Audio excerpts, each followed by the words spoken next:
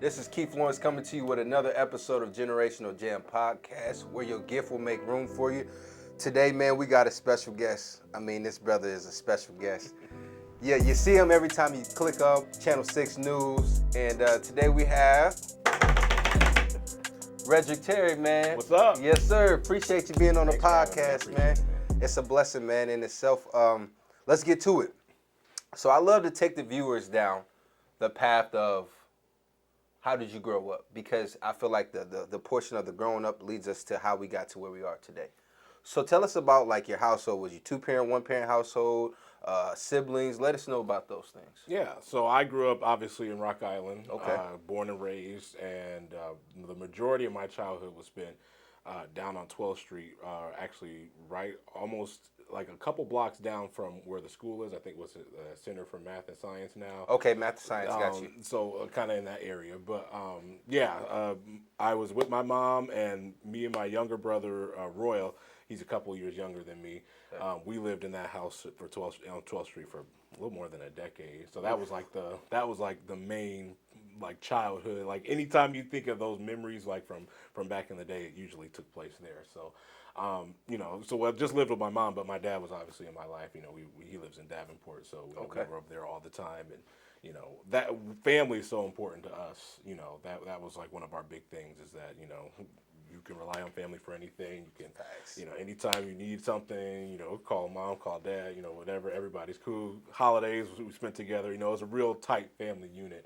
And that plays a huge role, in childhood growing up, especially in a place like that.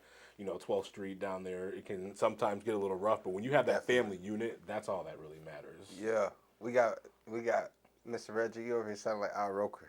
Al Roker. I wish I had Al Roker's check. Hey, I was sitting here and I'm like, man, just the vibe, the way you're explaining the moving the hair. I said, this is Al Roker 2.0. But we don't want to say that this is Redrick. That's right. Say Al Roker.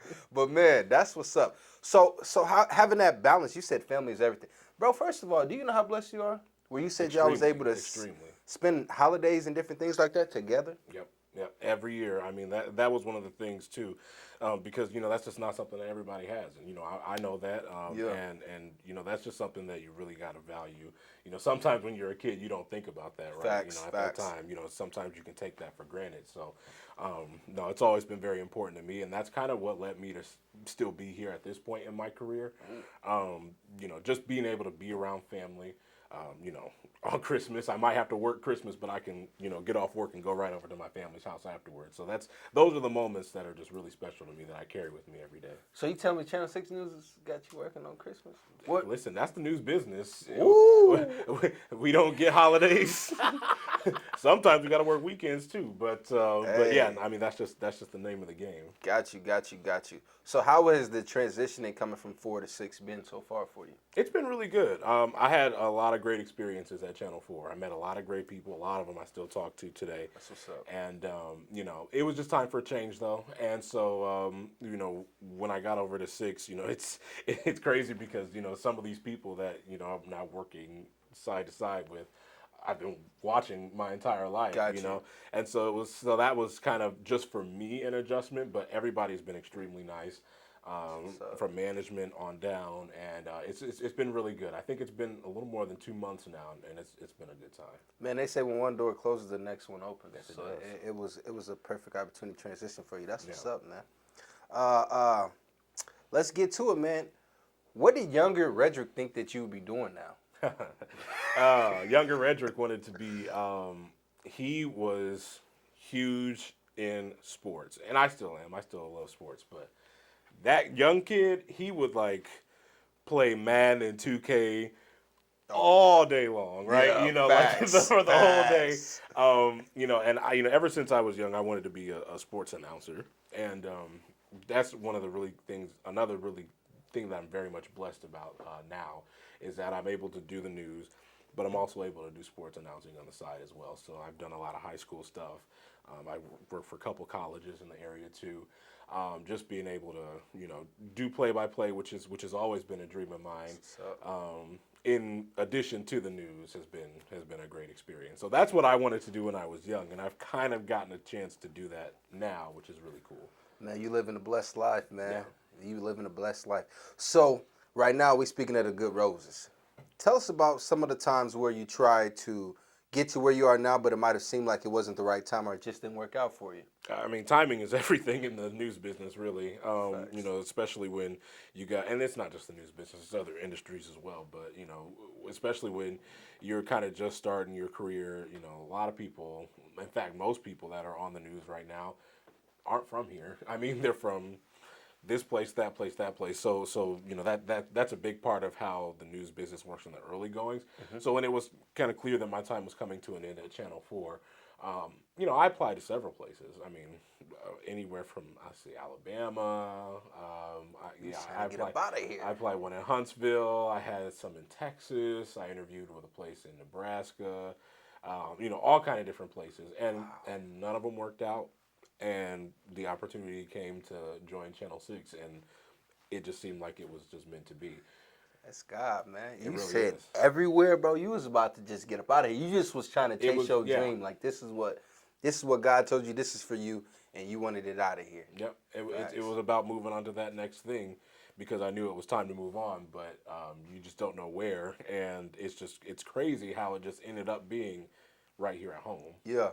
It really feels like the work isn't done here at home. So I'm really glad to still be here. We need you, man. We need you. I've reached out. We were talking about it a little off the camera, but the reality of it is I like to be transparent with the people. And number one, I came to you one day and you told me I was mad disrespectful for saying that you was Channel 6 News. We didn't realize that I was manifesting it prior to. That's right. Yeah. And yeah, that was funny. And just, the reality of it, I've been reaching out to you for a couple years ago up in the starting this podcast, and you were available from the very beginning. So I appreciate the love that you have in the vision and the seeing it through as well. It's beautiful to see it here. I'm glad to see it here. So I'm looking forward to what you're going to accomplish here. Because we got some things. We're going to shake up the community. Oh, absolutely. Yeah, we're going to shake up the community. It's what we're supposed to do. Yeah, factuals. We're going to get it done. All right. So tell us a little bit about, like, your teenage years.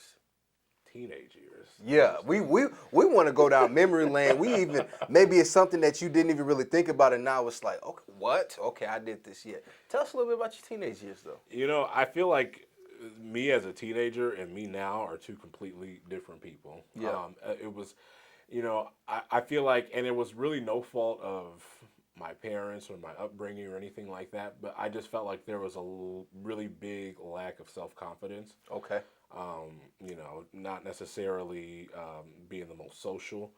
I didn't really go to a lot. In fact, the first high school dance that I went to, what was it called? Swirl? Is that the one? Is that the one right before winter break? Mm-hmm. I went to one of those my sophomore year, and then one of my best friends ended up essentially making me go to senior year prom, and that was it. It was just one of those things where I was really just closed off, not really wanting to be vulnerable, not wanting to open myself up to people, and it took a long time for me to get to a point where, I was just comfortable enough with myself to be able to to be able to kind of branch out and talk to other people, develop relationships with other people. So. I think college had a big part in that, and it's just part of growing up, really. I mean, it's just growing up and changing into a different person, and so it's kind of crazy to look back on it. I don't necessarily have any regrets from back then, but at the same time, like coulda, shoulda, woulda. It coulda, shoulda, woulda. Yeah. And everything happens for a reason. And here we are now. Facts. So. Here we are now, man. To just think that you were an antisocial individual. Yeah. And now here you are. Every morning you on the news. One take. Never would have thought it. Yep. One take at that. Yep. So let's go back to, you said sports announcing. Mm-hmm. And your play-by-play. First of all, did you think that you had the voice to do that to start off? Or how was you feeling when you first were like, I want to get into this? Well, again, was that confidence thing. I didn't really think I had the voice or anything. I just loved doing it. Yeah. I remember, again, I was talking about video games earlier. I remember because, when you're playing Madden or 2K, you're picking your teams. You got, the controller on each side. I remember I would put the controller in the middle. So the computer can play each other. So the computer could play, and I would announce that. And I would do that for hours on end. Wow. That's how much I wanted it. And It's called preparation. And Yes. yeah, I mean, it actually ended up really well because I mean, I got a lot of experience, doing that. But it was like it got to that point where it was like I wanted it that bad. I'm gonna work on my craft. I'm gonna record, on my phone, or I think I even had like a tape recorder, like back when I was a kid, and I would literally announce into that and like play it back and listen to it. So I mean, it started at a very very young age. It really does. And you telling me this was a shy little boy doing this? Nobody knew I was doing it. That's where the shy part came into it for sure. But yeah, that's what I did. Bro, I am amazed. And this just lets people know, like, you can't see something and want it instantly. You really have to put in the groundwork Yeah. for it. Absolutely. Like, yeah, you different, man. Because when I play the game, I play the game. He said, I played the game too, my but man said yeah, we on two different. right in the middle. Yep. You just open up a whole new imagination in my mind to like keep going, to like just reinvent the wheel, just to like get it back, grind. Wow. Yeah. But I like when you mentioned too that kind of failure is part of the process. I remember when I finally decided on where I was going to go to college down in Western Illinois because they had a great sports broadcasting program. Okay. It was all hands on. Students were doing the games, like it was students doing play by play, doing all the announcing, like it was all student hand on. And so I remember my first year, at the end of my freshman year, I had auditioned to be a play-by-play announcer for the football team, and that was my number one goal. Football is my favorite sport. Yeah. That's what I want to do. And I remember there was, because everybody wants football, right? Like Yeah. that's like the main sport. Facts. Like, if it ain't Facts. football, it's basketball. Like Yeah, facts. So there were these seniors, and they were ahead of me, and they had already did it. And I auditioned after them, and I could just it's one of those things where you're in it and you can tell immediately, like, I'm not going to get this. Like, Yeah. it's not going well. I really wasn't that well prepared. And, it was a kind of a gut punch because I knew I wasn't going to get it. But at the same time, it was like, okay, I know what I did. I know what I did wrong. I know what to expect now. I got to go back. I got to put in the work, and I got to get it done. And I ended up being an announcer for the remainder of my year after that. That's a blessing, man. I mean, it's truly, like, failure is part of the process. It really is. And I love to say it, your gift will make room for you. Like, Yes. That's one of the reasons why I created the podcast, to kind of give the journey, but to let people know your gift will make room for you. And that's why I love to speak on the failures, because everybody's always, oh, well, this highlight of this. And, and sometimes we watch social media and we're like, oh, this person, I want everything that they got. Not realizing the mental health aspect that they're battling, not realizing they're feeling unwanted, not realizing they don't feel loved, not realizing that they just feel like they're just lonely in the world when they have everyone around them, but they still feel empty. Yep, that's it. That's crazy, man. That's crazy. So let's go into high school. Like let's talk academics. Are you the smartest one in the room? Absolutely not. Ain't no way. No way. Like how was that for you? It was, my favorite subjects were, I loved English, literature,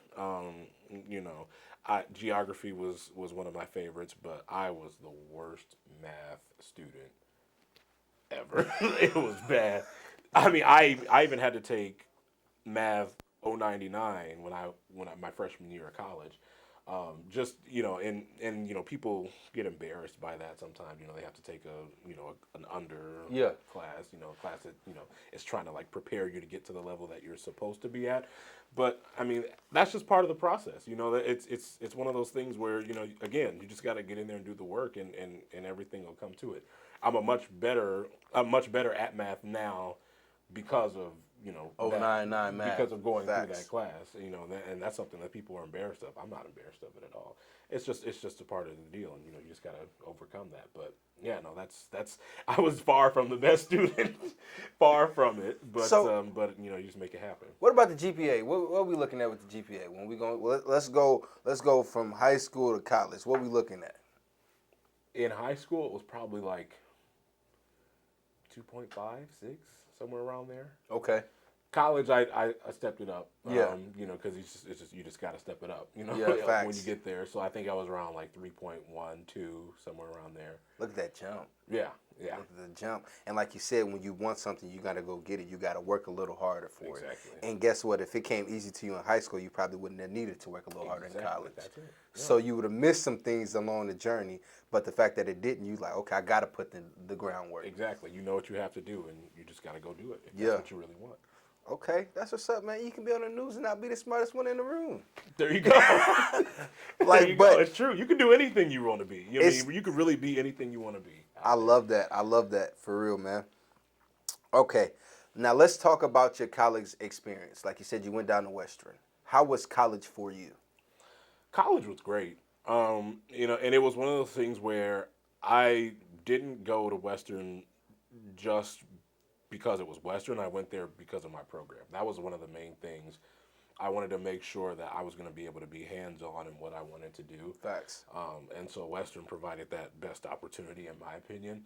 And it was still far enough to be like away from home, because it's about an hour, 15 minutes, which is far enough to be considered away from home. But you can still come back at any Whenever, time, yeah, really, basically any time. Facts. And so I did that, and it was great. I mean, it was you know, your Macomb is a lot different than the Quad Cities. I tell you that much.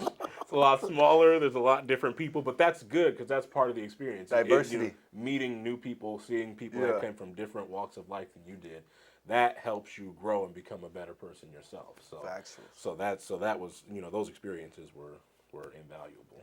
That's what's up, man. My next thing is, when you go out, do people look at you like a celebrity?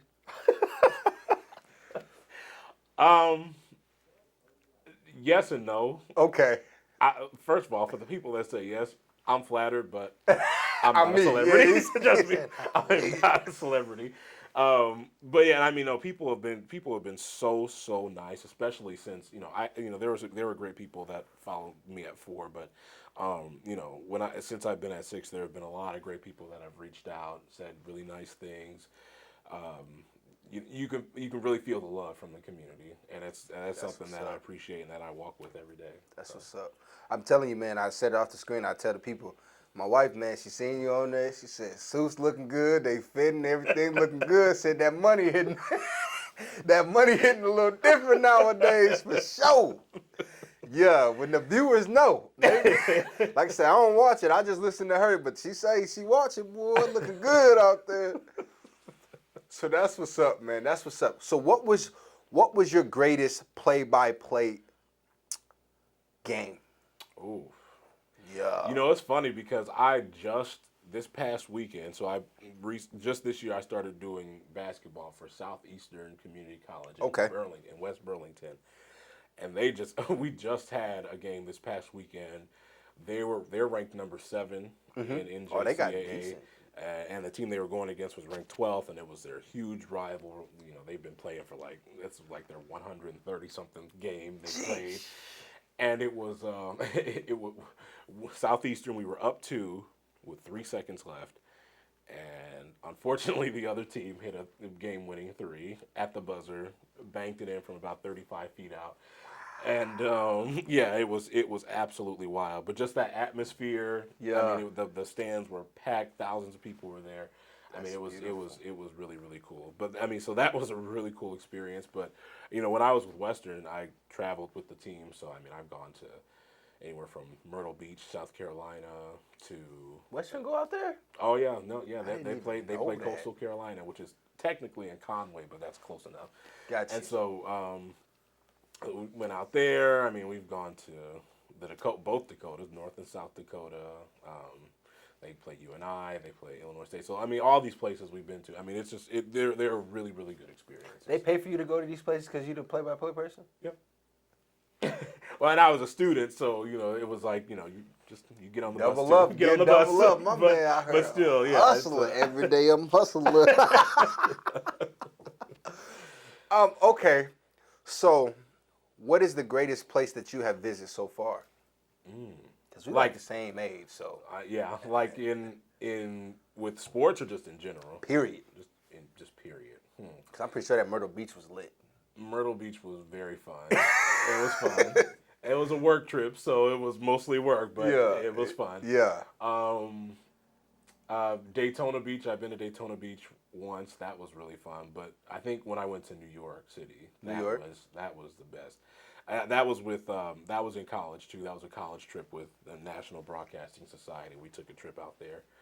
Wow. And it was really cool just to see, like, because you see like Times Square on Yeah, you TV see it on TV all the and stuff, time, yeah. and movies and stuff, but like just to see it in person and like being there at night. The craziest part, the thing that I will always remember about that is being there at night. It looks like it's like daytime because there's so much lights, like so on well lit. each side, like Yeah. all these big bright marquees and stuff. So yeah, that's definitely one that stuck out to me. Sure. Now, is it expensive in New York? Oh my gosh! Yeah. Oh my gosh! Because if you were there, that means you were like sort of like downtown, right? Yeah. So that's where the that's where it happens. That's where the money. happens. That's where the money. I ran into Spike Lee there too. Ooh, actually. how was that? It was incredible. I didn't get to talk to him. I was too scared. But and he also was like he was filming something. There was like a bunch of people around him because that's what happened at first. I'm like, what's going on with all those people? And as we get closer, I see somebody in the middle standing on top of something. And that's somebody, Spike Lee. Because he's so short. Yeah. Mad short. Yeah, real short. I was like, oh my God, that's Spike Lee. So, yeah, that was really cool too. See, so from this point on, we letting our nerves leave, right? Because we done being scared to talk to people. Yeah. Because Spike! Hey, Spike! Well, there's people and then there's Spike Lee. Yeah. He He said he ain't want no smoke. Hey, I don't want to be none of that. I ain't mad at you, man. Because I'm so, boy, something wrong with me.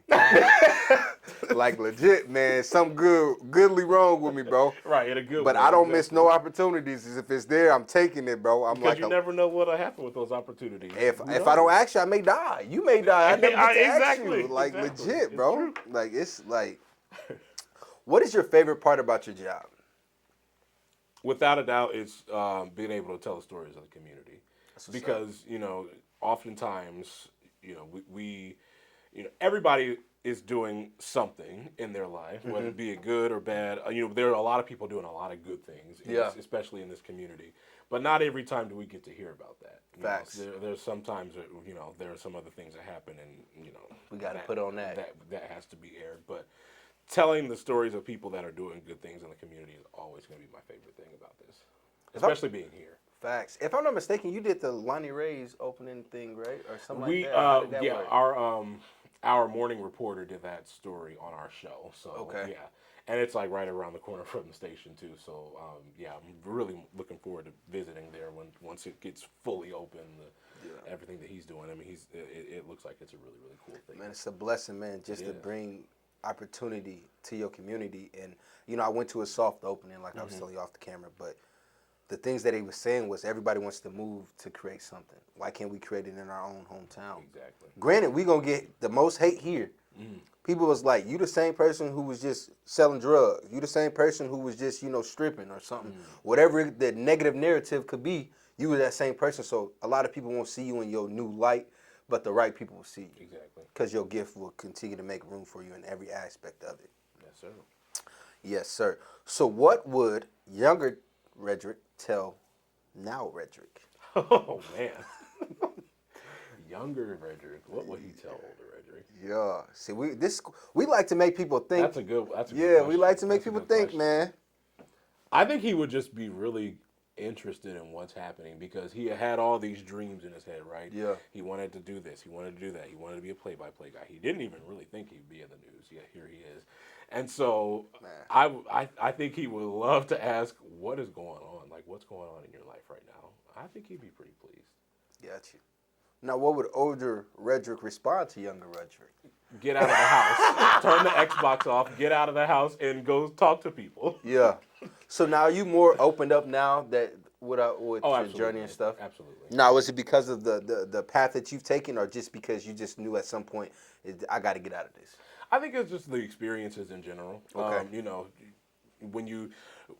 The closer that you get to your goal, the clearer you can see it, right? Facts. And so once you get that clear vision, you think, okay, I have to do whatever I can to get to that, and that's gonna probably include some uncomfortable moments, some things that you're not fully comfortable with, but that's just a part of it. you gotta go through those things in order to get to where you want to be. So, Facts. yeah, I think that's just the biggest part of it there. That's a blessing. How do your parents feel about you? Oh my gosh. Like they probably just turn on the news like, yeah, that's my baby, that's my baby. My mom is probably she'll probably share this on Facebook too. Yeah. No, they are so supportive, and I don't take that for granted at all Facts. because that is so important.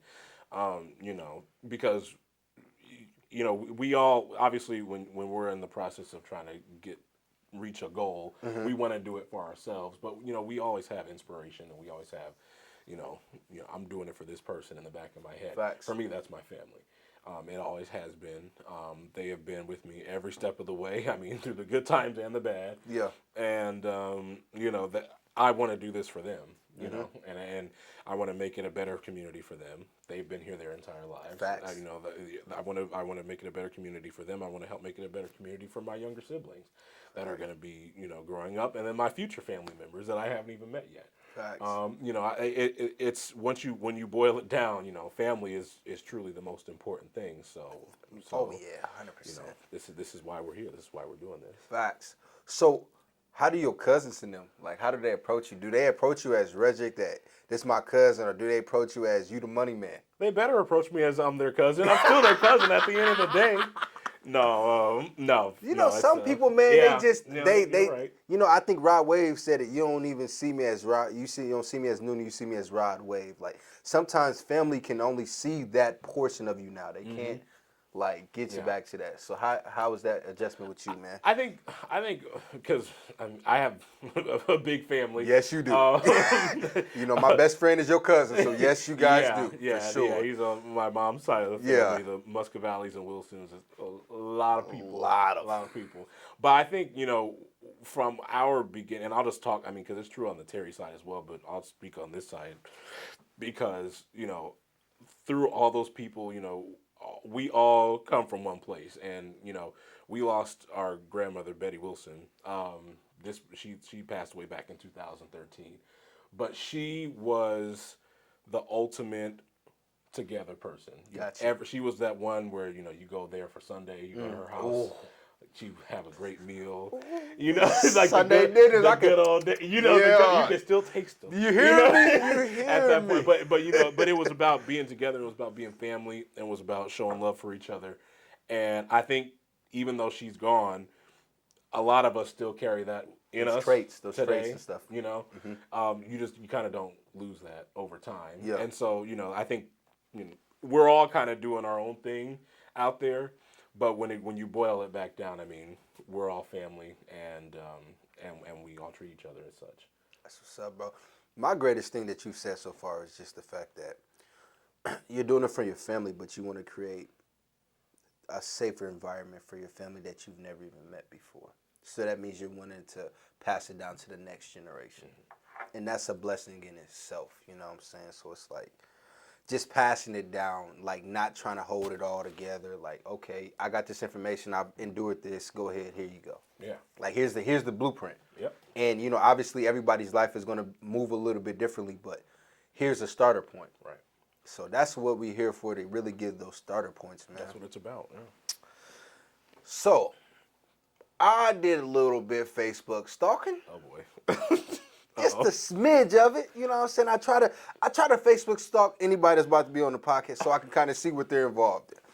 And I happen to see you on Paula Sands Live.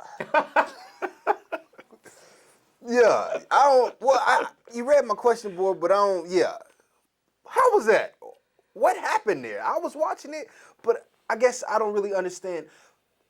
How did you get on the Paula Sands Live show, sir? Well, let's put it like that. So she does on her show, which by the way, she's in, I think, Arizona right now. She's enjoying a great vacation, and I'm sure it's great not being in this cold weather.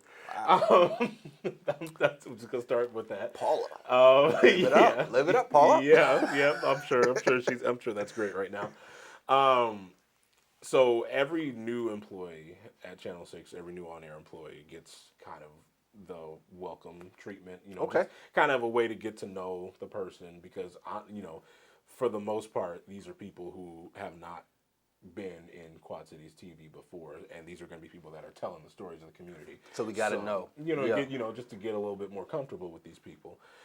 And so, so that's basically why I was on there. So we talked about, my upbringing and stuff like that and what I enjoy doing. And it was very, very, it was a really good experience. Again, and I told you before we started this, I'm like, it's always weird when I'm the one getting interviewed when you're used to it. The when I'm opposite. doing the interviewing usually. So that same feeling that I have now, I had back then. But but it's good. It's a good feeling. I like it, and that was a very really cool experience. That's what's up, man. What was I about to say? So is Paula is she from here? Like, I don't. She is from here. She's from Moline. From Moline? Mm-hmm. How did she get her own show? Hard work. Hard work. And, I mean, she's been at Channel 6 for a long time. And so we're talking like 30, 40 years, long time? About that, yeah. About that long, yeah. Yeah, I just and so yeah, I mean that's again, that's what hard work gets you. You just gotta, even when it seems like it's not going well, you just gotta keep going. If that's what you really want, keep going, and you'll get to that. Cause soon we're gonna be Keith Lawrence live and stuff. That's right. I'm waiting on you. But hey, we're gonna be on it, and then we're gonna have you on the thing and say, listen, we can ask different questions because we didn't advance in our careers, both of us, exactly. So we can just continue to develop. But man, I'm telling you, I'm coming out with a morning show, man. I'm gonna be on there early. Listen, I'm waiting for you. You better have me on too. You know I'll be up. Yeah, I know it. I know it. Awake. Hey, I may start watching the news then. Like, cause I show, bro. Anytime like I see you or something, and I see something, this my man. I'm going around showing the whole room. This my man. Y'all see him before? Yeah, it's the news. That's my man's. Yeah. Even before Channel 6, there was a 4, and before then we met in high school. That's right. Yeah, That's so right. We go way back. I really be like, and I really used to talk to him in high school. So yeah. it wasn't just like we went to school together. Like, no, I used to really talk to you. That's right. Yeah, we actually hung out a couple times because my best friend is your cousin. So yeah, I say, when I wrote this, first of all, let me tell you exactly what I wrote, because I was going to switch it up, but let me put it exactly how I said, how are we, me and you, going to change the community? That's factuals. That's right it there. Says it. It does say Yeah, it. how are we, me and you, yes. Facts. So this ain't like, and when was this written? Oh, I say 120. Okay, we ain't going to do that. We got to bring the realness to the show. You got to. Yeah, so how do you feel like we're going to change the community, man? Because I've reached out to you multiple times. I'm always like trying to figure out what to do that I can help, because I feel like I can always help more. Right. So what are you seeing that the community needs more of, that it's not getting a lot of, or how do you feel about that? Well, first of all, I'm glad you said we, because it's not a one-person job. Facts. It's going to take everybody that cares, which should be everybody. Yeah. So that's gonna be, that's the first thing. But I mean, I think what it is, and like you mentioned, Lonnie Ray and people like him that are already making a great impact in terms of giving back to the community, in terms of giving people things to do. Yeah. I think of, like I just said, when I was a kid, I was in the house all the time. I didn't really have anything going on. Mm-hmm. I had a great support system, and that, I think, allowed me to stay kind of in my own lane. Got you. But that's not how it always is. True. There are always, outer things happening that might be good, might not be good. And unfortunately, we do see some of our younger people get involved in some of those things that aren't as good. In my opinion, the way to help that, at least, is by providing constructive things to do. Like the basketball academy we were talking about on the West Side and Rock Island. I mean, that's huge. I mean, just giving people something to do, constructive, helpful, and something that they can literally put their all into, and who knows where it'll take them. That's what it's about. So I think it starts there. I mean, it starts in the places that we grew up. On the West End of Rock Island, on the West End of Davenport. Which we did, yeah. And it starts from there. You got to start small and build it up. Yeah. And I'm a person, man, like, I won't give all the details, but I'm looking for a place, or I haven't found the place, but to create the Life Center, man. Because I'm a product of growing up with no father, which me and my father have an incredible relationship now, so everything happens for a reason. Right. But I grew up with just single mother household with younger siblings that I was raising as if they were mine. So I didn't really have a childhood. So it made me grow up faster. So it made me turn to basically like you go to the church don't want you. Because the church is like, who is this sinner that think they is all that? Yeah. To me, it doesn't make any sense because it's like the reality of it is when God was here, God was helping the sinners. Why would he go to help the church folks who already have it? So they say, we need to come get the people in the streets. You know what I'm saying? Exactly. So that's how God came himself. So my thing is, I want to get the youth because the youth are our next generation. They're our future. And I got kids. You know, my son will be 2 in May. My daughter just turned 3. And like I said, I got a newborn she'll be here in June, end of June. So it's like I want to create something for them, a safe haven. And there's people, they have opportunity because their dad is bringing, but there's people who ain't got no opportunity. Absolutely. So those are the kids that we want to bring in. We want to help them out. You know what I'm saying? That's who we should be looking at. That's Facts. who we should be helping. That's who we should be providing for. It takes a village. Facts. My parents say that all the time. It takes a village, and that's kind of how they were raised. That's how we were raised, and so it's only right that we continue to have Facts. that Pass same down. thing going on for the later generations. Pass down the torch, man. Yeah. Pass down a positive torch. So, you know, me and you, we're a product of reversing the curse. You know what I'm saying? We're doing things that our parents may have thought about doing or something. They're great in their own right, but we were doing something. We're just reversing the curse. Like we took what they did and we reinvented the wheel. We added on to it and okay, well this is missing, this is missing. Let's piece that together. Yeah, So- because we want the people after us to do better than us. Man, right? I'm talking that's about what it way is. better. We want them to do better, and so, Way and better. so we have, you know, it's great to say that, but we also have to help. We have to help. We have to help them, and we have to be exactly who we are claiming to be. Because the reality of it is, these kids are seeing what we are. You know, we don't know who's watching us when we're not in our gear, or you know what I'm saying. We don't never know who's watching us. So it's like we have to be exactly who we are. Exactly. Yeah, we have to be real. We have to tell people our flaws and all, bro, and like allow them to really just grow with it. You know what I'm saying? Yeah. What is your short-term goal? Short-term goal. Ooh. So when I say short, I'm thinking like 1 to 3 years, you know, or short term can be your short term can be 5 years. I don't know. Short term. Short term because because like I said, just now getting to Channel 6, I'm kind of just getting my bearings over there, but you know at the same time I've been here doing journalism in this area for almost 5 years, so I really want to be able to continue doing what I love, which is again telling the stories of the community, bringing awareness to things that people might not know of, before, issues that we have in our communities, bringing awareness to that, and helping any way I can in fixing those. Facts. I like that. What is your long term goal? Long term. Yeah, I'm talking about for the gusto. Where we think we gonna be at, man? I mean, one day I will hope to not have to wake up at 3 o'clock in the morning every day. That'd be great. But that's an early morning. That's an early morning. Woo! That's an 3? early morning. Yeah, 3 a.m. Man. And that's like, if I wake up that early, that's like a rush. Like, you got to start, like, go, get dressed, brush your teeth, do it. You got to now. almost prep the night before to get that way you already in the zone. Absolutely. Like, yeah. Absolutely. But yeah, no, long term, I mean, it's just, seeing that change happen. Yeah. That's what I want. That's what I want. And, things like you were talking about, community centers, and always, helping out anywhere you can, getting in front of things and being an example of good. Yeah. Which means also staying in line and continuing to be that example of good. Facts. Which is on us, right? Yes, but that's that's long term. I would love to see that change happen here in this community. That's what's up. That's a blessing. And we got it, bro. We got it. We're gonna make it. We're 26, 27, bro. Yeah. We got it. It's the Quad Cities be good hands. Cameraman, good hands. Toby, we in good hands. We in good hands around here. Yes, sir. How do you plan on advancing in your industry? That's a good question. Yeah, man, we got these good questions for you, man. Listen, I tell you, I came prepared. I was on my way to church, bro, and God was giving me these questions. No cap, bro. This is yesterday, like legit. Yeah. As far as advancing goes, again, in the news business, advancing means going to a bigger place, finding, going to that Chicago or that New York or something. Yeah. For me, that's never been like something that's been a goal of mine. Like, I don't have to be in a big city. I don't have to be doing this in a big city. Yeah.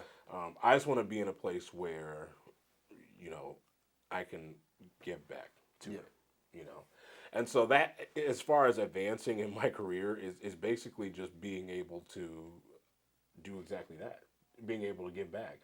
Um, it's been a journey for sure to this point. Just just getting in the business and then kind of learning how it works, but then learning how to help your community out. Yeah. That's the most important part to me. And so that's in terms of advancing. It's not as much me advancing as we advancing. I love that, bro. That's my mindset on it. I love that. You almost haven't shed a tear. I haven't shed a tear on here yet. I'm not emotional, but I'm a man of emotions. I got he emotions. Emotions. I he love motion, that. And I don't want to take no credit. That was definitely Bishop T.D. Jakes. He motions. That was Bishop T.D. Jakes. But like, he hit the nail on the coffin when he, when he said those things. Like, he motions, because a lot of times, like, oh, that's soft. No, that's a sign of understanding. Like, how can I sit here and say that's soft when then when you get older, don't know how to deal with you because you don't know how to express your emotions. Exactly. Because you're not allowed to say, hey, this hurt my feelings because, oh, that's soft, that's a girl thing, that's that. Yeah. And it's like, well, how do I explain my emotions then? Exactly. Who? Exactly. To who? And that's how people get into incorrect situations, because it's the environments that they don't really need to be in, that accept them for their flaws and all. Exactly. But that's the thing too, and we were talking about it. That people need to hear that, kids especially, because that was our mindset, right? When we were in high school, we were growing up. We can't show emotion. It's soft. We know it's whatever. We need to know that that's perfectly okay. In fact, that needs to happen. You need to be able to show your emotion, because that's, again, being open. I was just talking about it, how I was kind of closed off, didn't want to show emotion, didn't want anybody to know my vulnerabilities and things like that. It's important for those to be on showcase, because you better know how to deal with yourself. I mean, you know better how to deal with yourself if you're in check with your emotions. Man, my man's out here preach it, preach. Preach it, preach it, preach it. He ain't lying, man. He ain't lying at all, man. It really pushes us to be the best version of ourselves. Yes. You know what I'm saying? Like, I'm learning, man, as I'm taking this walk with God, like, people will be like, oh, you walking with God. I battle with addictions, the reality of life. And I like to be real with people, because I want people to understand that you can serve God and still have things not go according to plan, at least according to your plan. Because as long as he's in it, it's going to work out. Plan. You hear me? It's going to work out. You You know what I'm saying? So it's right. definitely like, so I hear you. What are some of your addictions? Some of my addictions. Ooh. Yeah. We got to let the viewers know when they watching you either, what are some of your addictions that you're either battling with or things that you've overcome in the process? You know what I'm saying? Like, I like to say what I'm battling with, because I want you to be here now. God can't bless us when we're lying where we at. So I like to keep it real. I like that. Yeah, he can't bless us where we pretend to be, because he know our heart. But we can't fake him. So, yeah, what are some of your addictions, man? If Let me think about that. We got time. We got some time.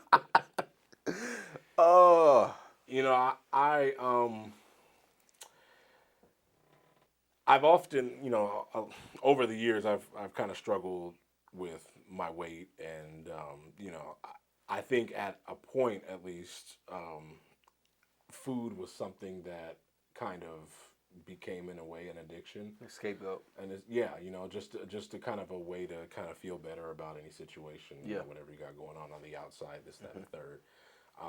So that's something that, and I'm still working on that to this day. Like, again, it's always a work in progress, legit, right? Like, legit. as long as we're breathing, we're a work in progress. And so things like that, I'm blessed to have not gotten into some of the other serious addictions that people have gotten into, but at the same time, it's all a sign of what you need to work on. You Facts. need to know what you have to work on because everybody has something to work on, right? That's true.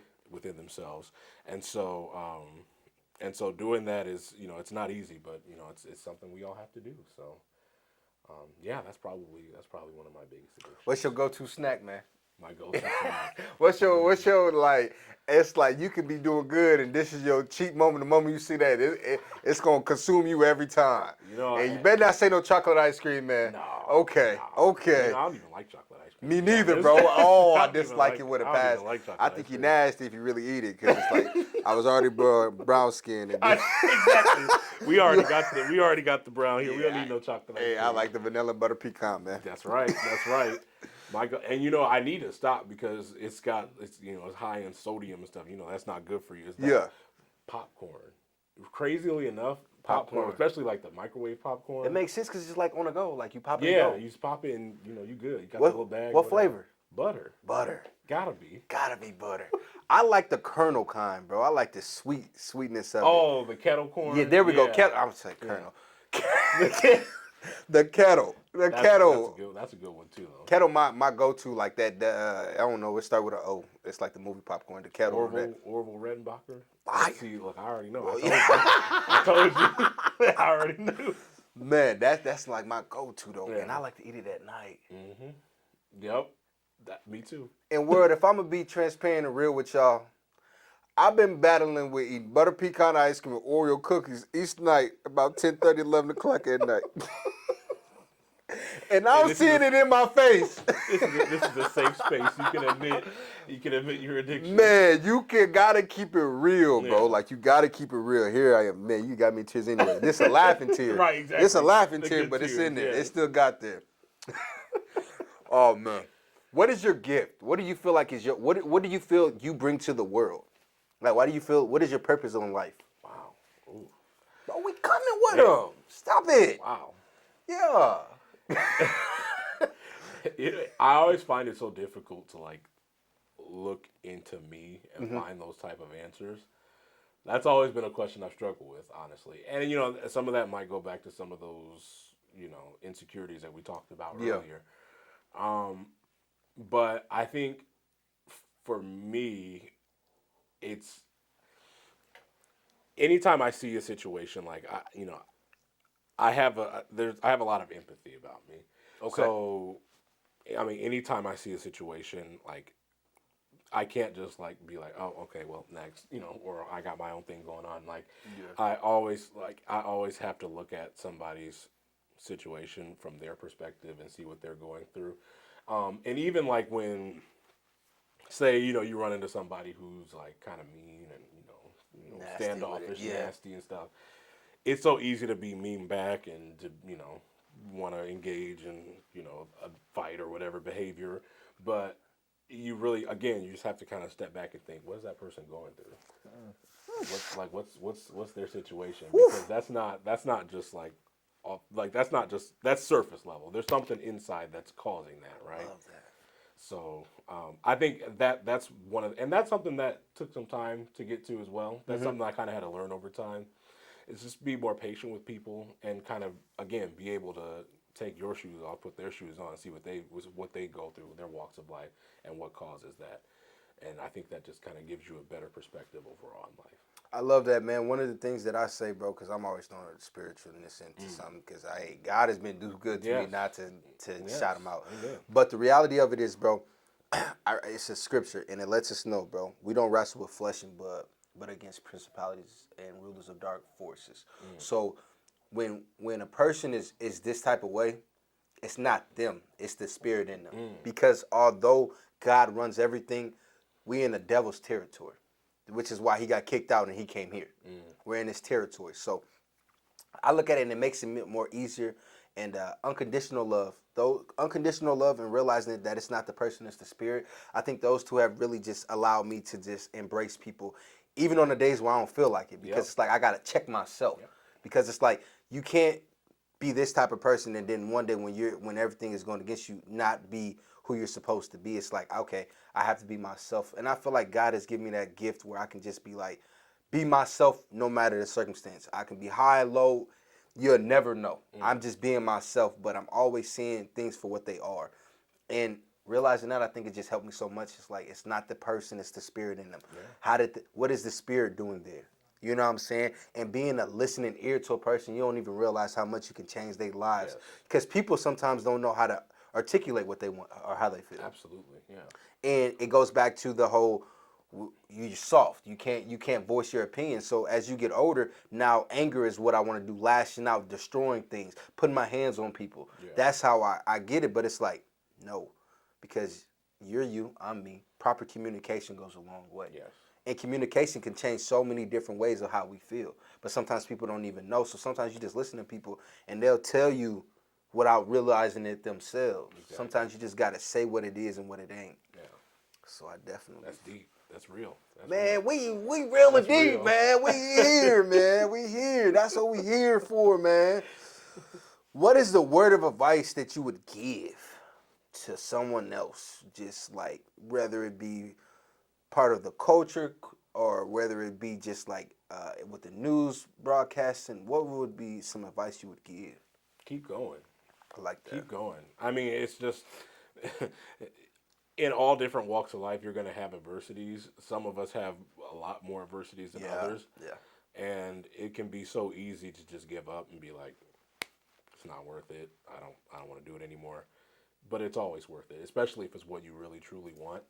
Like it's always worth it, and it's always gonna be worth it at the end, you know. Yeah. Because once you get there, and you know, I'm not there yet, but you know, I feel like you know it's been a good path so far. There's been some adversities as well, but just being able to get through them and do what you have to do to get to where you want to be, that feeling is just indescribable. Bro, you can't say you haven't got there yet. When they wake up in the morning and they see you on TV, man, it's really hard. It's really hard to say, I ain't there yet, Well, but you you can know, see me every morning. But I feel that way though because you know the work I feel like isn't done yet. You know, It'll especially never be when done, though. yeah, it'll never be done. But I feel like you know when we get to that point where we can say, okay, we left it. Take in your a foot good, off the gas. we You left can it in a kind of good just spot. cruise control. Yeah, we left it in a good spot. Now it's time for this next generation To to take pick the up torch, where we left mantle, off. and come with it. Exactly. That's what I feel like. I like that. That's what's up. Okay. I like that, brother. I like that. Yeah. What are some habits that you feel like it just separates you from the average person in your field? Oh, okay. I like that. By the way, all these are my own questions. I never got them from somewhere else. These are my own questions, by the way. Well, I think just kind of what we were just talking about in terms of, you know, being able to see people's perspectives, especially in a business like the news where you have to be fair. Yeah. You know, it has to be both sides. You know, you have to give both sides the same treatment. Facts. And it has to be a fair treatment. So being able to see, because, I mean, there have been people that, you know, call us fake news. They, you know, they say, you know, they think we're just spreading lies, and they think we're always negative, or they think that we like this side over that side, and vice versa. And you know, so it can be a lot. It can be a lot after a while. I mean, there are times where people, I mean, all kind of crazy stuff happens to reporters everywhere. Facts. But you know, being able to know what people are going through, because you know we're there for like elections and stuff, but we're also there when like people lose their homes in fires and it's like really really bad stuff. Yeah. Knowing what people are going through and knowing how to best handle a situation is so important. That's outside of the building and inside of the building too. When you're talking about your coworkers, you know, you work with all kind of different people. So being able to again see people's perspectives from other points of view, and when you do that, it allows you to just work better with people and just be a better person in general. How's the diversity in Channel 6? Is it like very diverse? Very diverse. I would say across the Quad Cities media is pretty diverse. It's in a good spot. Obviously, it hasn't always been that way because the business in general hasn't always been that way. But I think the Quad Cities is really the Quad Cities media has really stepped up and is really a lot more diverse than it was in the past. Man, you know what, man? before we get to my next question, I'm telling you, man, the guy be talking to me, man. Black media is what I just heard. Like, black media is what I just heard, and I guess I'll talk to him later about what that means. But black media. Well, you know you're doing it right now. For real? You're doing it right now. This is really the future of media. I mean, how many people look at podcasts, listen to podcasts, watch the video podcasts online? I mean, these are the things that really are making a huge difference in our landscape today. This is something serious. You got something special here. I appreciate it, man, and And we've been laughing and cracking up, on scene, off scene, everything. Oh yeah. Yeah. Just that love is really there, man. And I appreciate sure. you just believing in the vision, man. Of course. So take us to our next thing. Let's speak on the mental health aspect. First of all, where's your mental health at right now? Mind you, if we lie to God, we can't get help. Right. That's right. Where's your mental health at right now in this very moment? It feels really good in this very moment right now because we're talking about real issues and we're really putting it all out there on the table.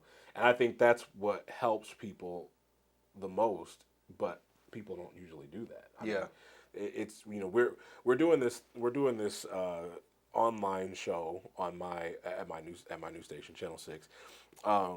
It's called Real Conversations, and it's kind of similar to this in the effect that we talk about issues in the community, how to solve them, success stories, we highlight them. And one of the ones that we are going to end up tackling is mental health because it's something that people don't really, there's a stigma attached to it, right? There's a stigma attached to getting treatment, especially in the black culture. I'll be honest, I recently started seeing a therapist. How was that? It's wonderful. It's wonderful. I was looking into it. I just ain't got the funds. But I'm everybody else's therapist for free. Isn't that funny how that works? It really is. It's funny how that works, ain't it? But just being able to lay out your issues in a space where there's no back and forth, there's only listening. Yeah. It helps so much. It helps so much. So, yeah, I mean, it's a journey, because we've seen so many crazy things over our lives and times, but it's so mental health is serious. But I think if you put the work into it, you're gonna be all right. Yeah. So what led you to be like, okay, I feel like I'm at a certain headspace, let me go check out a therapist? Or like, was it referred to by a friend, or how did that work? Like, how did you find your therapist? And if you wanted to, give them a shout out, so what I'm saying, maybe somebody else can go. Or yeah, I go to Vera French. Okay. They have a great team of doctors there, psychiatrists, counselors. They do great work there. But there are a lot of good places, and there are a lot of people that are by themselves. They practice their own office aside from a place like Vera French. So yeah, I mean there are great resources all around the Quad Cities. I think just after a while, after everything going on job-wise, and I had some personal things going on with people kind of surrounding me, it kind of just gets to be a lot, Yeah. And that's just adulthood in general, it gets to be a lot. Tell me about it. Especially us, like, in that mid-20s range, we're really just now becoming like real adults. Because, when we get to be like 18 and we graduate high school, we're like, oh yeah, we're adults. No, not really. This is adulthood. This right here is like adulthood for real. And it's tough. It's hard. It can be very, very difficult. So, yeah, getting that help is crucial. And at the very least, just being able to have that person that you can talk to. Yeah. And that you feel like it's confidential. Yeah. You won't get your business it's safe. out there. It's a safe space. Yeah. To just release your whatever's on your mind. I mean, that's so important. That's what's up, man. That's what's up. If you could compare yourself to anyone in your profession, who would it be? Oh, my gosh. Because I'm already thinking out real quick, but you could have someone else that I have never even seen before. Well, I'm not a weatherman, so that's kind of tough. Yeah, it's just like that I feel like the culture impact, like when when I do listen to the news, I hear your voice. When I think of news, I hear our Roker, even though he's the weatherman. Mm-hmm. I don't think about him telling me the weather. I just hear his voice. But see, do you think, and that's a very good point because, you know, going back to that real conversation show we were talking about, our last episode was representation, and where the black faces are in these areas where they're generally not, Right. historically where they haven't been. Mm-hmm. And we covered the finance industry, and we covered the education industry, but the TV industry is also very important because, I mean, yeah, when you think about it, growing up, who was the most famous person that we could think of? Our Roker. And that's For really sure. it, right? For sure. Oh, that's legit. So representation is so important. That's something that I keep with me as well. Is that, you know, I didn't really see people that looked like me on news and in the media in general, really until recently. Last couple, 2-3 years. Recently, until very recently. So yeah, that's something that's very important. As far as who I would compare myself to,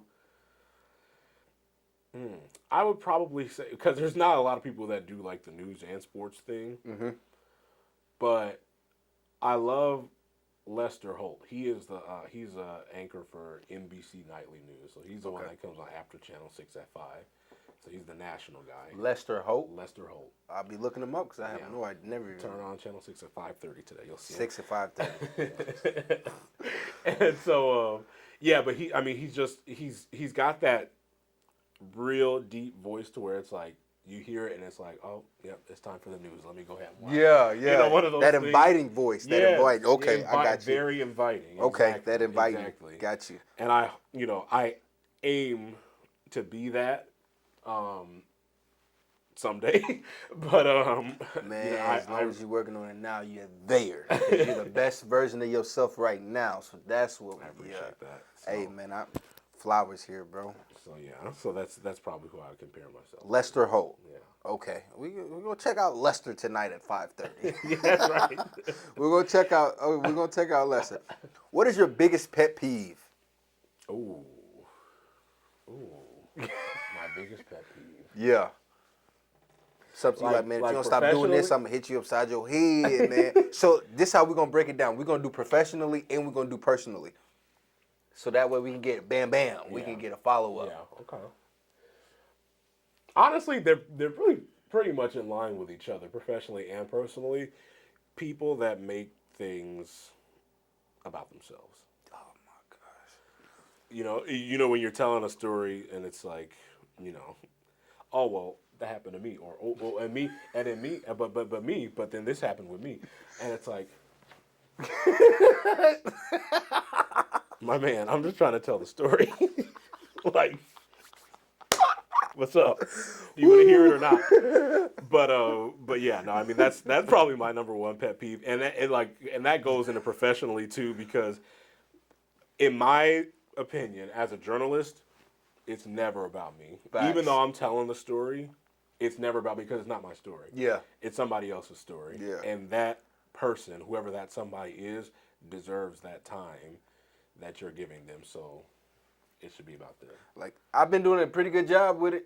You've been doing a great job. Okay, I just want to make sure. I want to make sure that I ain't been cutting you off. That's why I said I feel weird because I've been talking about me this whole time. Okay. Yes. Well, let's see. What was the feeling in your gut that let you know that Channel 6 was for you? Was it the opportunity? Was it the fact that it came open? Or was it like just because you told us that you applied to all of these other places? So what was that feeling that was like, okay, Channel 6 is for you? I think it was just the way that in our communication with each other, they are invested in me as a journalist. Mm-hmm. And that's not to say that my other station was not, but they showed that, we're invested in you. We want you here and we want you here long term. Got you. And that's very important because you just don't get that a lot no, you don't. From jobs in general. I'm quitting mine. It's just like you get to a point where it's like am I working for me and my family, or am I working for just you, or am I like who am like what? Why am I doing this? Who am I here for? Yeah, exactly. So I didn't have to question that at all in that process, and it's been a great thing so far. That's what's up, man. That's what's up.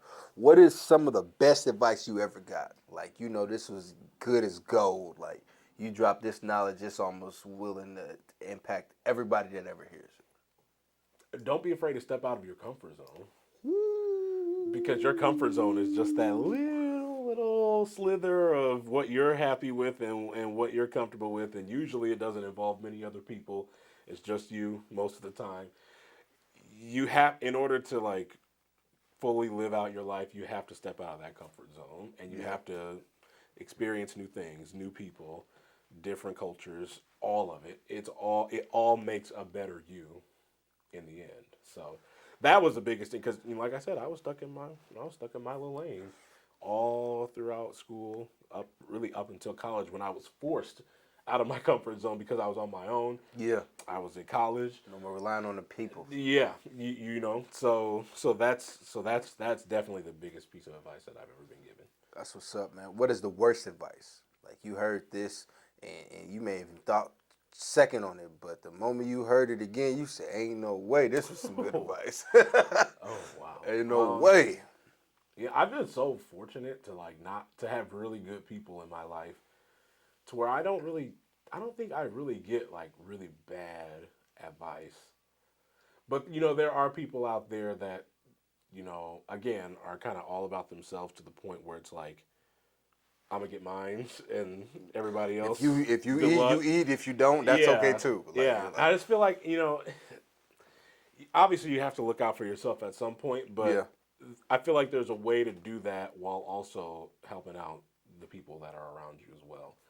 And there's a fine line, of course, as far as that goes, from helping people out and being taken advantage of, and you gotta really skirt that fine line sometimes. But and you being so empathetic, does that line get crossed quite often farther than it does? Like, does it get off crossed more oftentimes than it don't?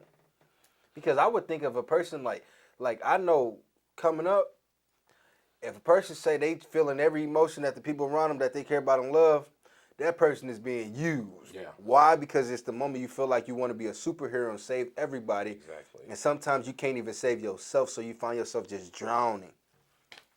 And you know what? I've seen that with people very close to me, like within my family. I've seen it happen, and therefore I think it doesn't happen to me because of that. Got you. Got you. I You was learn able to from them. see, yeah, where that line is and when it gets crossed, and more importantly, what happens when it gets crossed. Bingo.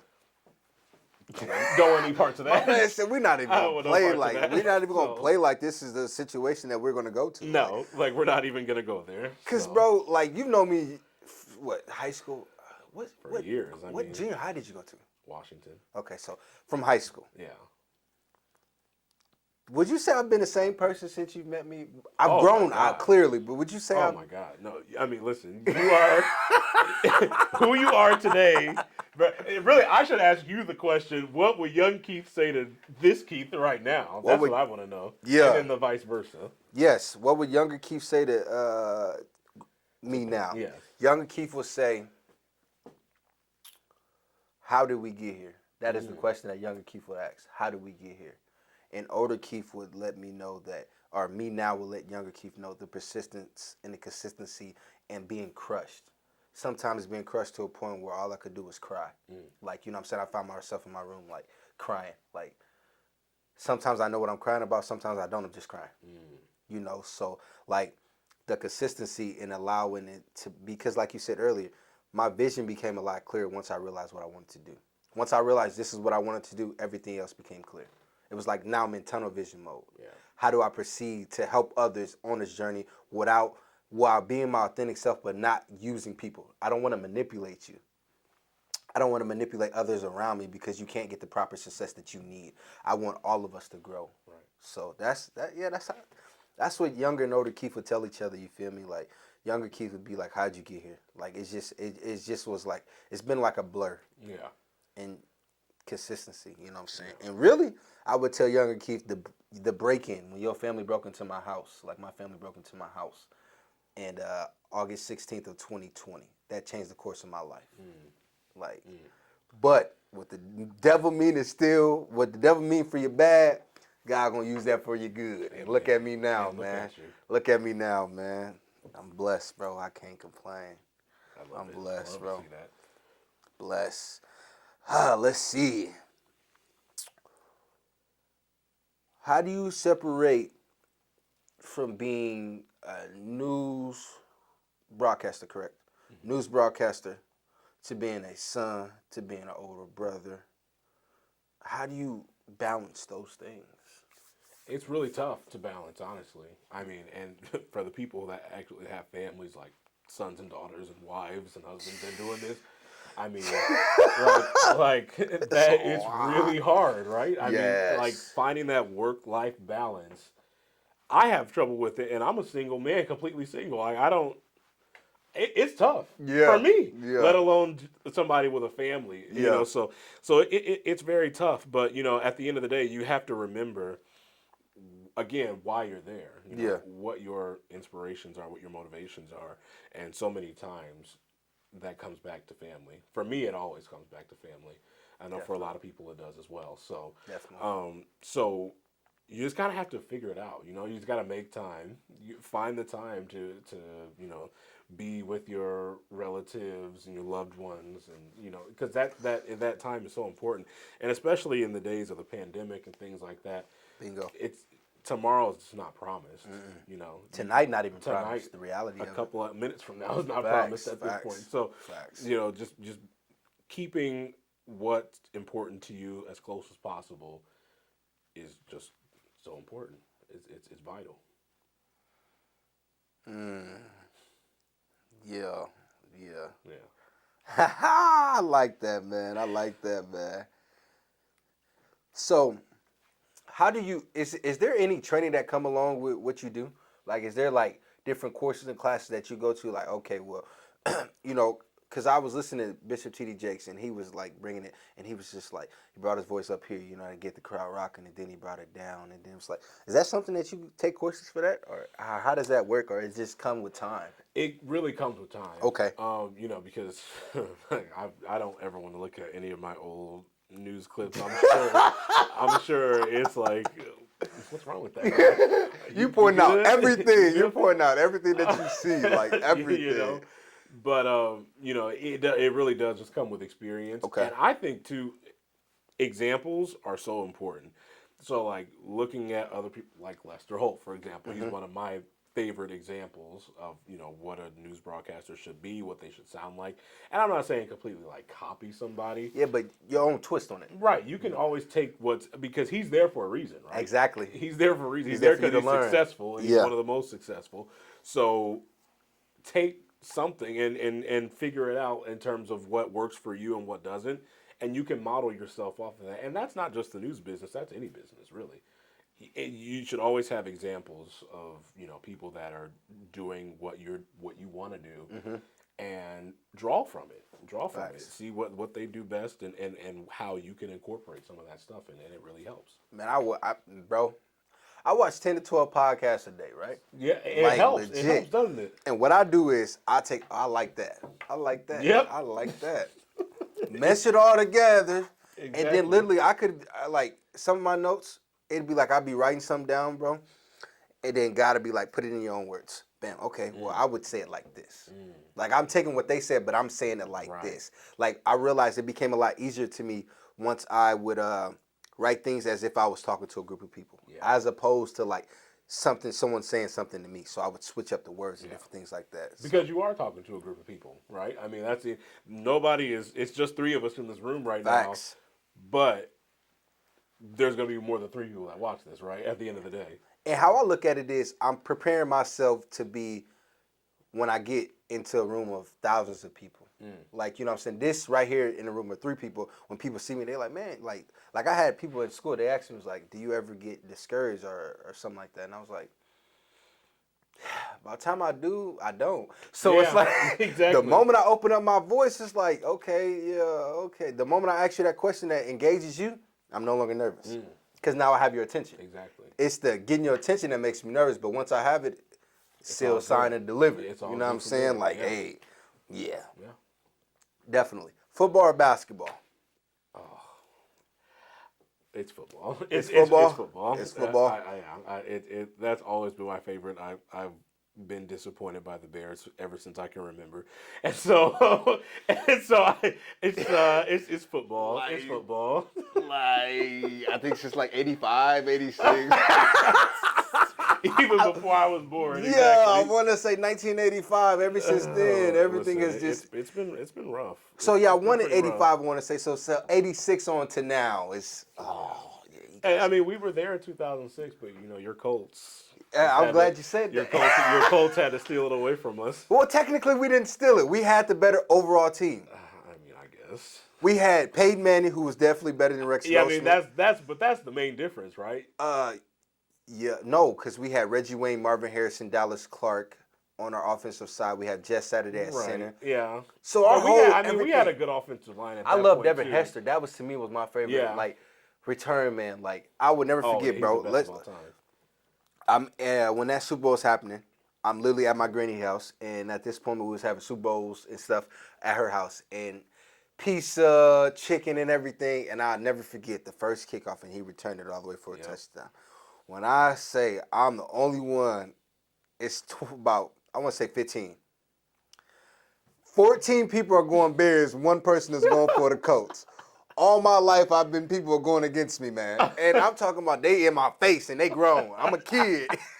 In 06 is 22, so you take away 16 years, so I was like 10, 11. Yeah. Standing my own ground like, it don't matter, that's not it. And it's over.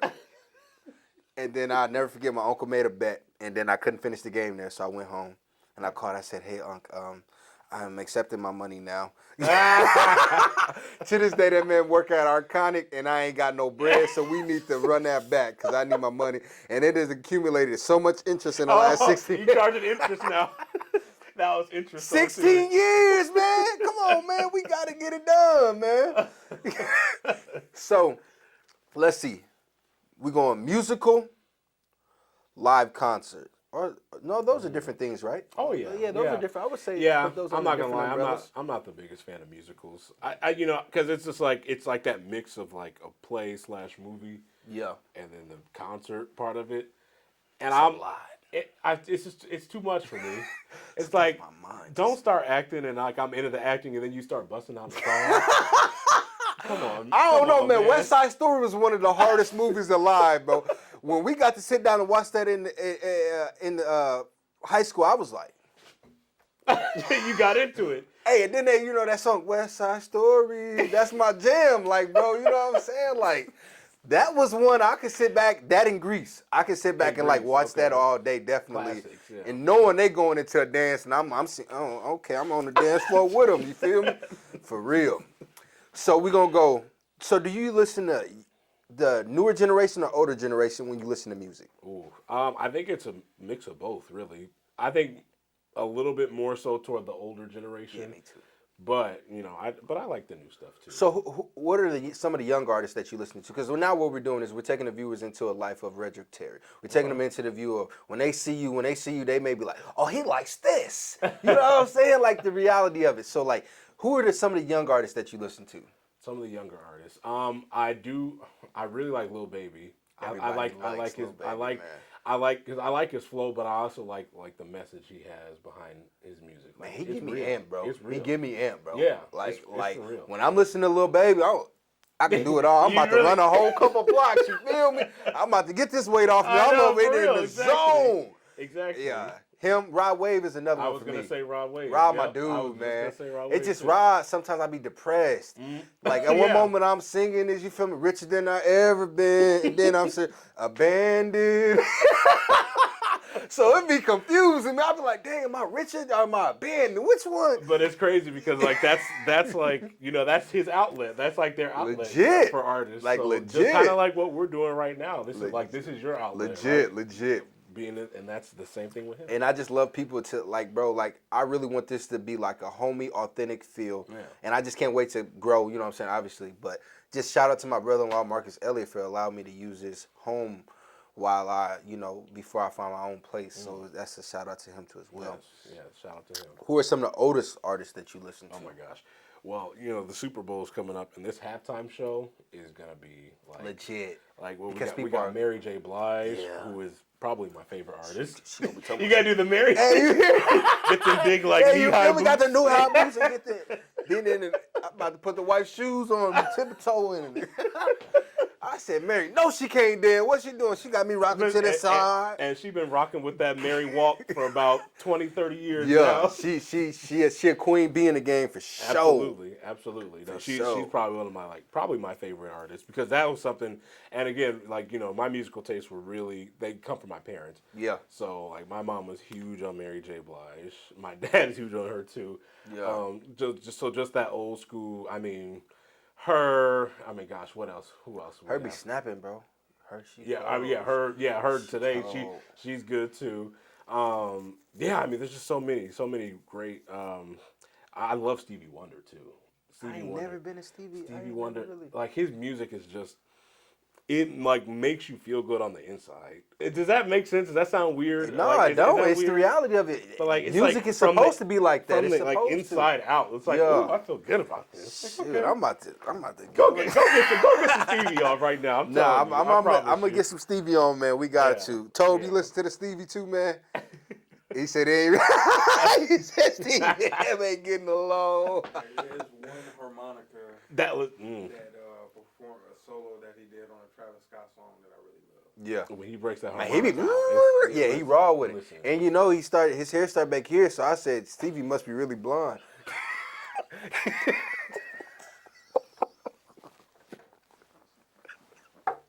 Stevie, that was him. It wasn't me.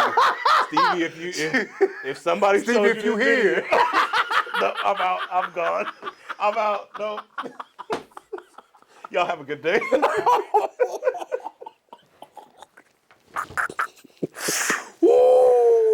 Oh my God. Man.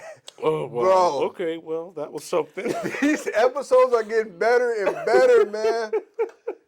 The more laughing, the better, man. Because you was saying, I felt like you about to say watch. I said, you can't do that. So, I was going to say, if somebody showed you this video, Stevie. see, but they going to show he can't. It was him, Stevie. It wasn't me. Man. It was Keith. It was not Redrick. I tell you that right now. It was not Redrick. Woo, coming back, man. Man, if you can explain yourself in one word, and if not one word, one sentence, how would you describe yourself? Matter of fact, I'm going to start breaking that down into two different questions. Describe yourself in one word, and then when you follow up with that, describe yourself in a sentence. Man, that was funny. That was crazy. In one word, ambitious. I like that. Because Hungry. yeah, for real. Because we got big dreams. Facts. And I think we are more than able of getting to those dreams. Facts. And making them happen. But you just gotta stay ambitious. You gotta keep that going toward that. In one sentence.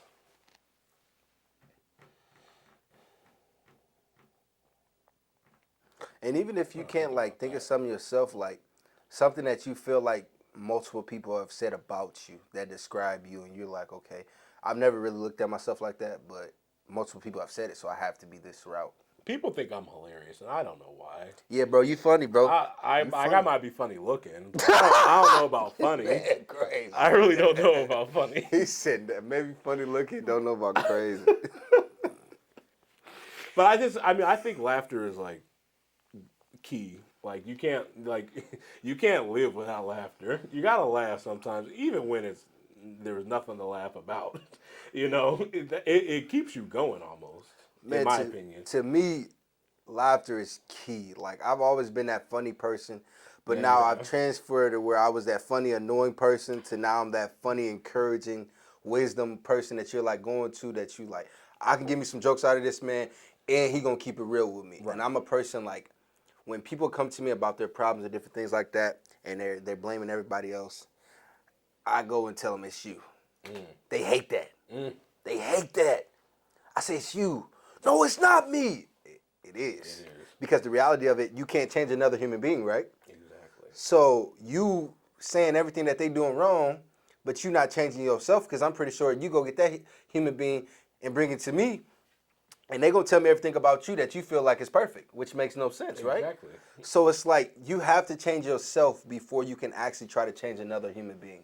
Like, and that's the point I'm at. Like, I can't change you. I can put something in the air that can change your perspective, but I can't change you, because once that perspective goes in there, it's up to you whether you're gonna take it or not. Like, God gave us free will to be who we want to be or to be a bum. Some people want to be bums. Yeah, for real. We know people For like real. that, the Oh, reality yeah, we of it. do. You know what I'm We do. saying? Like, We no do. matter how much we get, we know people who are okay with living off the government.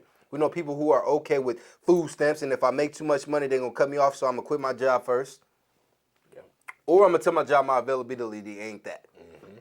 So it's like, you know, like, nah, man. And as much as you want for like that person, it can't doesn't do it matter for you. because they're that person and Exactly. you are you. You know. Yeah, so it's like, and I love to say you're one of one.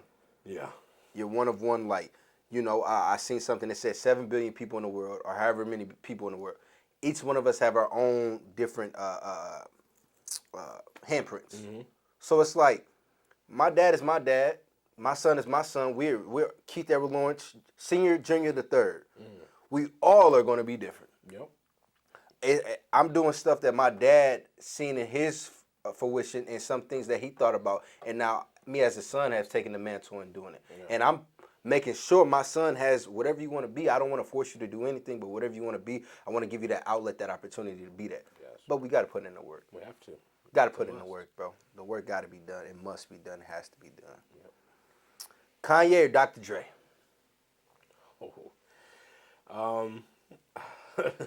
If you would have asked me this like 10 years ago, it might have been Kanye, but Kanye is, he's going through some things. Man, y'all got to leave Kanye alone, man. We praying for We you, praying for Kanye. But, One thing about Kanye, and people think I'm crazy, but obviously I know what crazy look like. It's Kanye. We crazy. Kanye is misunderstood, because I watched this interview with Drink Champs, bro, and it like changed my whole perspective of Kanye. It comes from where this man is losing his mind, till you gotta get to the root of the issue. absolutely. Losing your mother. He's gone through so much. You know what I'm He's gone through saying? so Now much. you're in the battle with your wife. Yep.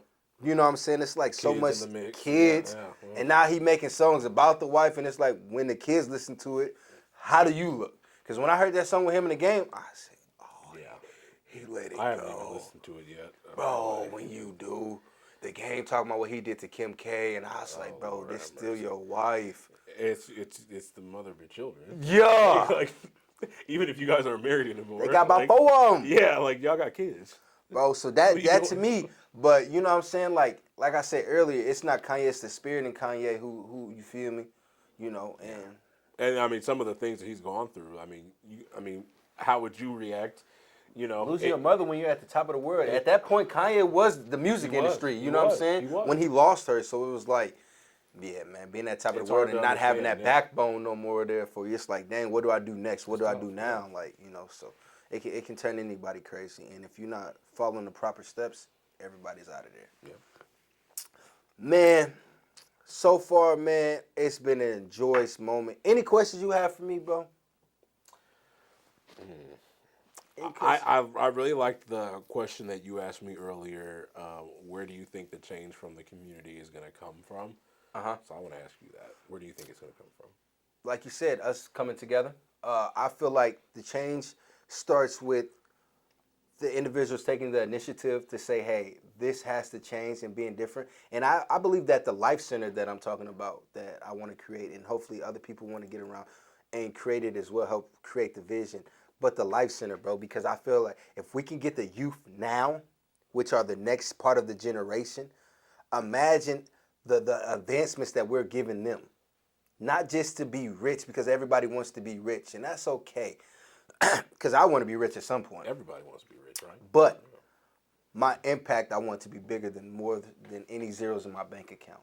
Like, cause right now I got a couple accounts with zeros in them. Like, With just zero. just zero, not 000, just zero.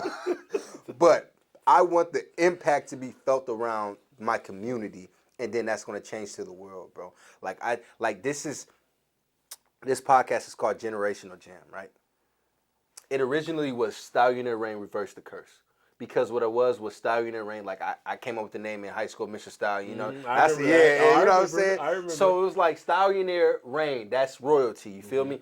Reverse the curse, because I'm here to reverse the curse. And what this is right here is a horse coming through with all the skulls and everything in the back. Broken chains. Exactly.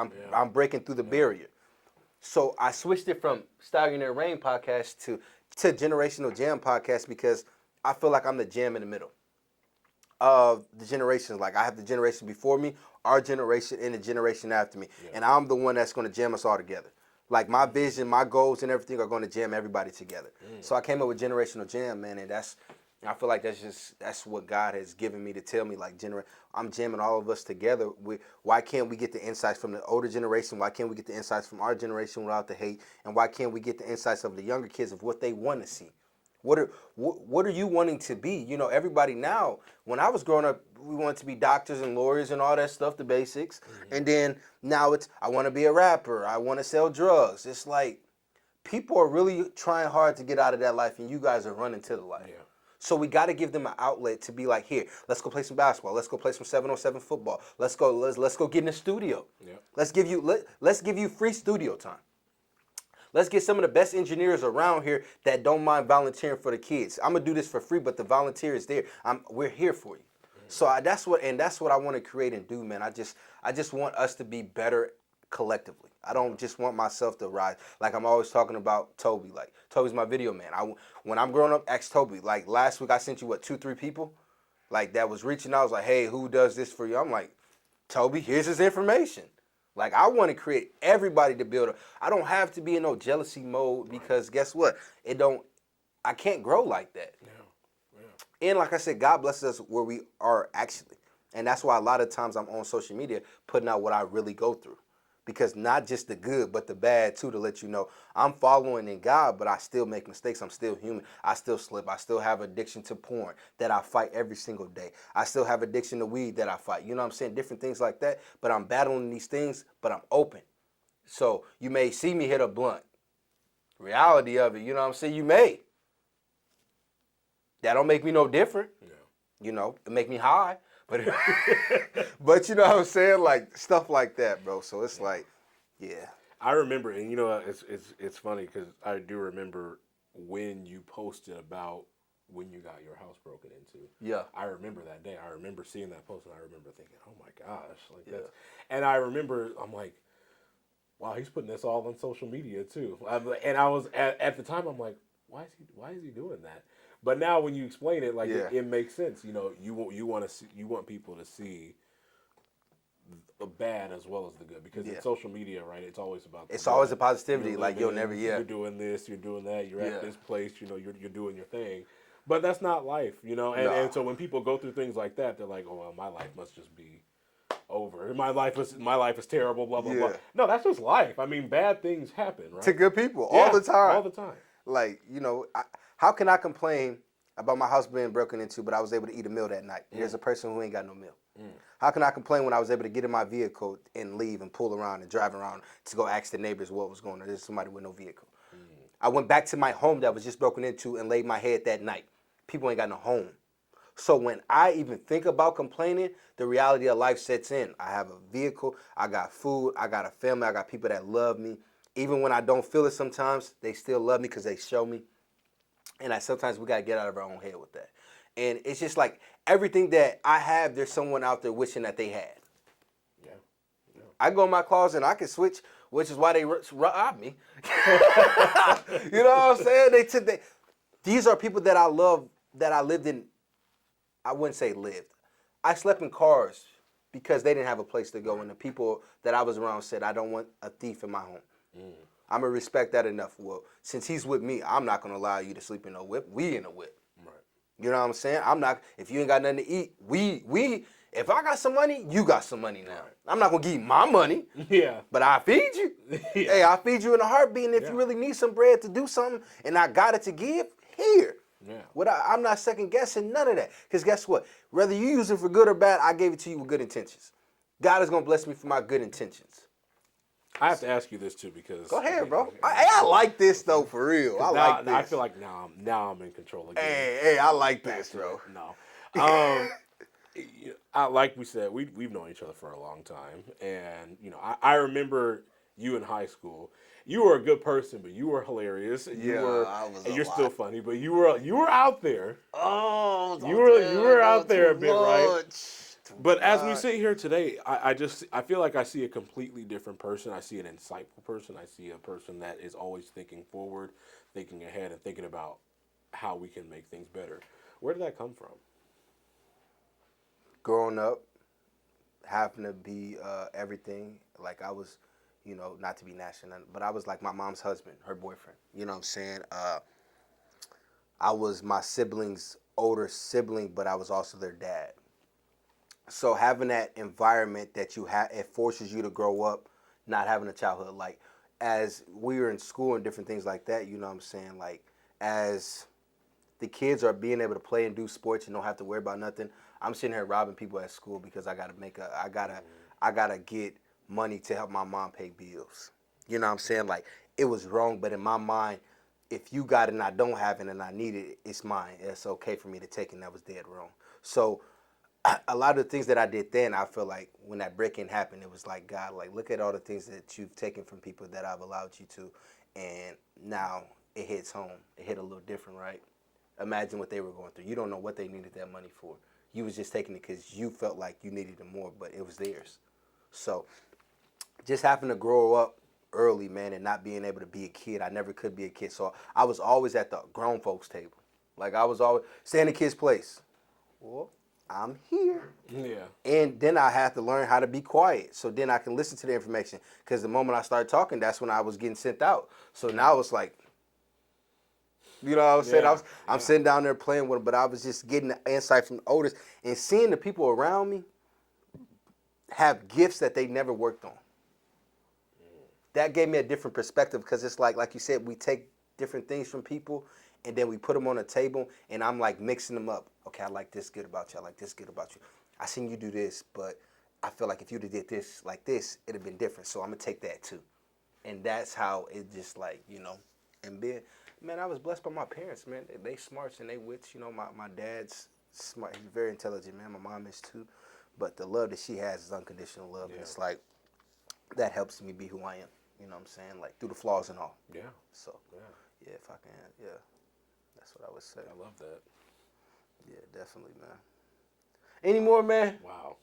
Wow, this was awesome. Hey, man, you know great. it's love. This was It's great, love, man. man. You know it's love. You know what I'm saying? You ain't got no more questions? You ain't got no more questions? I think that's all I got. Okay. Because that was one thing I went, because I'm telling you, the person I see today versus the person that I used to know, and we're all different, right? Facts, I mean, facts. high school is high school. Facts, facts. You're a kid. That's literally you as a kid. Yeah. But, the person that you are today, I mean, I'm really proud of you. I really am. Appreciate that, man. I really do, man, because I really I aim to be my most authentic self, bro, but be the best version of myself every day. You know what I'm saying? And, we sin and make mistakes every day, bro. Every but day. I'm man enough to be like, I apologize when I'm wrong. A lot of people do not do that. Yeah. So, man enough. Man, well, we have no more questions, man. I appreciate you so much, bro. I don't even know how long this one was, but this was a minute. I appreciate you, bro, coming on. Once again, tune in channel 6 News. What time do you come on? 4:30 to 7. 4:30 to 7. Are there any other adventures that you're also indulged in that you want to give a shout out to, or anything that you know that is a growing that you want to give a shout out to while you're here? Well, I'll just say about that Real Conversation show that we were talking about. Okay. Real Conversations in the QC. It actually is going to be on Monday nights. So actually tonight you can go ahead and it's going to be on kwqc.com. Hopefully people enjoy it. It's something that I've never gotten the chance to do yet in my career. It's community-based, and especially our community-based storytelling. So I'm really looking forward to that. So hopefully everybody enjoys that too. Yes, sir. Appreciate you, man. This is episode 5 of Generational Jam, and we appreciate you tuning in. The viewers, the subscribers, man, we love you guys. We appreciate you embarking on this journey with us. And, man, till next time, God bless you, and make sure you know your gift will always make room for you. We out.